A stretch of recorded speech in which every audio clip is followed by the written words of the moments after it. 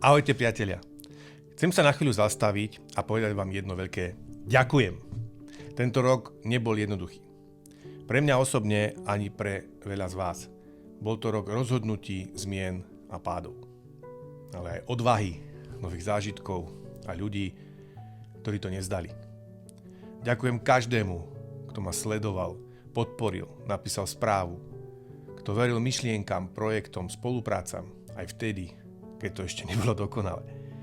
Rok 2025 ma naučil jednu dôležitú vec, že najväčšia hodnota nie sú peniaze, čísla ani dosahy, ale charakter, vytrvalosť a komunita ľudí, ktorí držia spolu. V dnešnej dobe intríg, nátlaku a vedomého zavádzania má človek často už len jednu šancu. Ostať človekom, nestať sa handrou, zachovať si dôstojnosť, zdravý rozum a česť. Lebo práve to je dnes tá najväčšia sila. Do roku 2026 vám prajem hlavne pokoj v hlave, zdravie, ktoré si často uvedomíme, až keď chýba, a odvahu ísť za tým, čo vám dáva zmysel.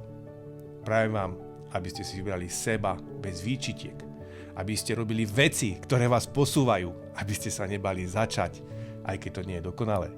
Nová doba praje tým, ktorí sa učia, tvoria, rozmýšľajú inak a nevzdávajú sa pri prvom páde.